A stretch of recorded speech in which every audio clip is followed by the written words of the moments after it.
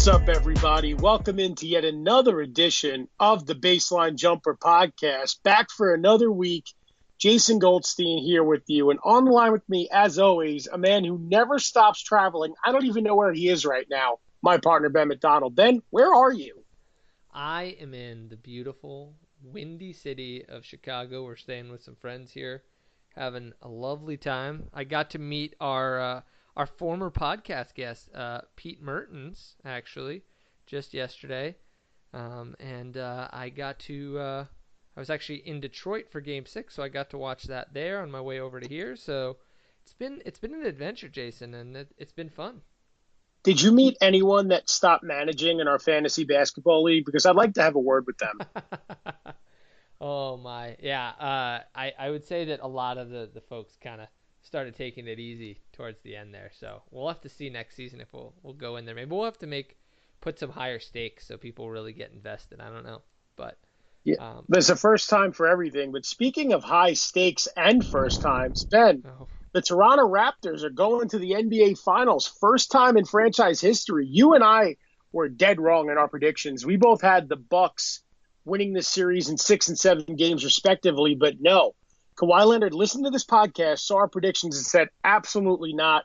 They fell down a 2-0 series hole, and then they win 4 straight. They dispatched the Bucks from the postseason, and now they're playing for it all, Ben. So hell of a series from Toronto and gang. yeah, absolutely. And we talked about before the show that it just felt right to do a little bit of a post-mortem on the Bucks and the Raptors. Because it really is weird to say it, Jason, but this is the single biggest moment in Raptors history. And you could make a case that this is the biggest moment in Toronto's sports history in quite a while. The Blue Jays haven't really been relevant in a while. And the Maple Leafs are not the team that they once were. So, I mean, it's a huge moment for Toronto, for the Raptors, and even for Canada. I mean, this is Canada's basketball team. The hockey teams in up north have not been as dominant as they once were, and it does feel like basketball is starting to take hold, and this was huge. I mean, there's stories out of Toronto, people in bumper-to-bumper traffic, honking their horns, everyone losing their minds. Obviously, Drake has really taken up the mantle of number one fan for this team, Jason. And before we get to the Bucks, and obviously the crushing defeat from their side of it, I think we do need to take a step back and just congratulate the people and fans of Toronto who finally get a team that they can really enjoy, a team that's been just absolutely superb this whole postseason, Jason. And how cool is it that you not only have an entire city behind you, but you said it, the entire country of Canada is all behind this Raptors team. And you have to give Masai Ujiri a ton of Mm-hmm. credit because he traded away a beloved superstar, DeMar DeRozan, took a chance on Kawhi Leonard. There were rumors that Kawhi Leonard didn't want to be there. He didn't want to suit up for the Raptors. Was he going to show up for his introductory press conference? That is all background noise now because Kawhi has taken the country, put it on his back, and has delivered one of the great postseason performances that we've seen as longtime basketball fans. And the ride's not over yet. I'm excited to see what Kawhi will do against this Golden State Warriors squad. Now, we'll get into our finals preview that we promised last week in a little bit, but we're going to spend a few minutes here on this series. But how about you, Jerry, taking that gamble on Kawhi Leonard and Danny Mm-hmm. Green, two Mm-hmm. players that have won NBA championships? You make that midseason trade, getting away Jonas Valanciunas and bringing in Marc Gasol, that veteran big man who tried and failed for many years to get the Grizzlies over the hump. You got Kyle Lowry, who's been the point guard there for so long. Yeah. His best friend gets traded away. And lo and behold, the Raptors just find it when they needed it the most. They put it all together, and they teed off 4 extremely impressive wins in a row over the Bucks, who were the heavy favored team here in this Eastern Conference Finals. And the Raptors were hearing none of it. They won 4 of those games in impressive fashion, man. You said it, and I think one of the things that you really talked about there is that Ujiri brought in these veteran guys, Jason, and we know the book on this Raptors team. They're a team that's just folded under pressure every season, it's felt like. And when they went down 0-2, there were a lot of whispers of, Oh, it's the same old Raptors again. This is what you get from this team. They just don't know how to do it in the postseason. The Bucks are too good. And then Jason, just as you said, they come back and in really dominant fashion take the next four games. I mean, there was never a point in those games where you felt like they were out of it. They were just so dogged in their mentality. And one of the things that I thought was impressive was their comebacks during these games.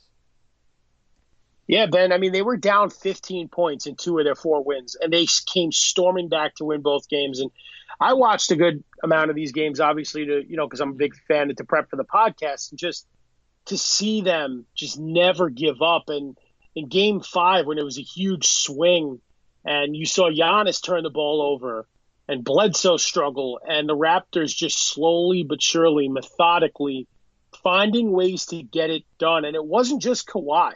I Agreed. mean, the comeback victories were impressive, but how about the supporting cast? I mean, Pascal Siakam's been good all year. He's a finalist for most improved player. But Kyle Lowry was getting destroyed in the games he didn't show up in this postseason. Marc Gasol, how much did he have left in the tank? But I'm going to give a name here that surprised a lot of people, including myself, and that's Fred VanVleet. The Oh yeah. story he had where in game four, his wife gave birth to a child, and the very next day snapped out of a shooting slump and was lights out from three. I think he had 21 points off the bench. Yeah. I think it was that decisive game five, and he's been lights out. I know Nick Nurse doesn't have the deepest rotation here heading into the finals. They go about 8 deep. They're starting five, and then you have Norman Powell, Van Vliet, and Serge Ibaka, really the only three bench guys getting any burn. But the chemistry's there. They're clicking at the right time. And this has been their bugaboo. We've talked about this on the show ever since the postseason started. Kawhi did not have help. And in the conference finals, Ben, he got that help. You're so right. I mean, that's really the story of the series. In a few respects, I think when you look at this for the Bucks, there were some really head-scratching coaching decisions, particularly towards the beginning of the series. I did feel like Budenholzer really adapted, but what it really came down to is that the supporting cast of the Raptors was much better than the supporting cast of the Bucks. There was just way too much uneven play from everyone after Giannis. I mean, even Giannis too, but the guys after him were just so up and down in the series. There was no one that they could really depend on besides Giannis game to game. That really, really hurt them. And ultimately, what we really saw, Jason, was that, not only did Budenholzer play maybe a few too many guys, but once Giannis got taken out of the equation and Kawhi really swallowed him up. I mean, they put him on Giannis starting in game three, and he just didn't look like the same player after that. And No, he didn't.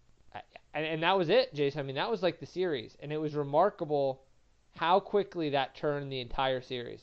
They had no way to adjust, and as they always say, the playoffs are when it becomes a real game of adjustments. Teams have to adjust game after game, and it felt like the Bucks just couldn't adjust to that, Jason. No, and the key to the series for me was I think the Toronto's bench outplayed Milwaukee's starters. That was the difference in Yeah. this series. Outside of Kawhi and Giannis, who I can watch the two of them go one-on-one for days on end because it was so entertaining. But if Fred VanVleet doesn't snap out of that funk and hit those shots in game five, we'd be talking about the Bucks playing in the finals. But Eric Bledsoe disappeared in this series. Chris Middleton, who was about to get a huge contract, did not show up when it counted most. I think Giannis started to look a little bit fatigued, and we had him as this otherworldly superhuman. And you know what? He's proved to be mortal. Now, looking ahead to the Bucks' future, I think this was the defeat that Giannis needed because knowing how he plays and his work ethic, I think he's going to have the Bucks back in this position next year, and he's going to Yeah. learn from this failure. But we can't take away what Toronto did. But the story of the series for me, Ben, was that Toronto's bench was just too much, and Milwaukee, who goes 9, 10 guys deep, didn't respond to that call. I mean, the story of this series was two things for me, Jason. One was the two-way dominance of Kawhi Leonard, who was the best offensive and defensive player in the series, which, I mean, it just says it all. When you have the guy who's the best offensive player and the best defensive player in a series, you're going to win an awful lot. And the Raptors had that guy, and that was Kawhi Leonard. He was the best offensive player by far in this series, and defensively, he shut down the presumptive MVP when it was, the lights were the brightest, so to speak. But I think the other thing for me was questions about the coaching decisions from Coach Budenholzer. From the very start, I didn't love that in the first 5 games he didn't run Giannis as much as I would have liked. I would have liked to have seen him play Giannis a little bit more. You've been Uh, saying that the whole I, postseason, I, though. I and I, And I I just kept telling you that it would ramp up his minutes as the games got more competitive, and I was wrong. And you know what? I think Coach Budden, I'll let you get back to your point in a second. He, I think, just didn't want to deviate away from his plan, the X's and O's. And that's why I think Nick Nurse outcoached him because of his 100%. ability to make adjustments. Yeah, you absolutely hit the nail on the head, and that was, truthfully, I told you the first round of the playoffs. I had said this because this is one of the things that was kind of bandied about with Budenholzer is that he's not a coach who likes to adjust. And when you get to the postseason, you have to be able to play different styles and do different things. And he just wasn't really willing. I didn't love that. I thought guys like Pat Connaughton played too much. Ilyasova played well in Game 6, but I just felt like, if you're playing those guys, you're kind of putting yourself in a little bit of a tough spot. And then, I mean, it was just, I liked that he took those rotations and shortened them up towards the end, but I almost feel like it was too little too late because now those guys were kind of like not in the right frame of mind to do it. They weren't used to it, and all of a sudden they had to completely adjust on the fly. And you saw Mirotic didn't even play a minute in Game 6, Jason, which was really interesting. And it just to me spoke to the fact that I didn't feel like he was ready as a coach to have to make those adjustments. And when he went up 2-0, it took him too many games to realize that he really had to change his strategy. And then, Jason, I haven't heard anyone talk about this, but I was really shocked that he refused to let Giannis guard Kawhi. I don't know if you noticed this, but he really stuck with Middleton on Kawhi the entire series. And Yeah, and I don't agree with it, but I think it was because he was saving Giannis from the offensive side of the floor, just because of how much guys like Bledsoe struggled. Brook Lopez is probably the second best player on the Bucks this series. yeah, Brogdon was good in spurts, George Hill was good in spurts, but there really was not that second star. And in the regular season, you saw a ton of Chris Middleton being the closer for Milwaukee, stepping in crunch time, and he even looked a little hesitant at times. It just wasn't the time for the Bucks. I think Toronto yeah, took that momentum when they won Game 4, tied it up, and then they went into Milwaukee, very impressive win in Game 5, and then ultimately decided the series. I mean, I think Fred VanVleet was really the X factor in this series, and I don't think Milwaukee was able to match that momentum, and momentum goes a big way, especially when you're kind of going into 100 games played. If you're the Raptors and the Warriors, between the 82 games in the regular season and then these long playoff series, they're going on 100 games. Every single one of these players on both sides are hurt, banged up, tired, and Milwaukee just wasn't able to match that momentum. And that's why we're sitting here talking about the Raptors going to the finals. and you used the word momentum. The other word I might use is intensity because I felt like the Raptors were the more focused team during that series, and the decision by Coach Bud not to let Giannis guard Kawhi I thought was very telling. And this was a team that just didn't feel ready to adapt that do anything to win sort of mentality. And what I'd really juxtapose it to, Jason, is Steve Kerr, who has been long criticized for being one of the less flexible coaches. He likes to have his times where he takes the guys out at this minute mark and puts them back in at this minute mark. And Budenholzer's the same way. But when you watched Kerr this year, when they played the Rockets, he shortened his rotations and started playing his stars 40 plus minutes. He knew how close the series was, and he knew that 2 or 3 points could swing the game and the series. And in doing so, he prepared his team, he got them ready from the outset.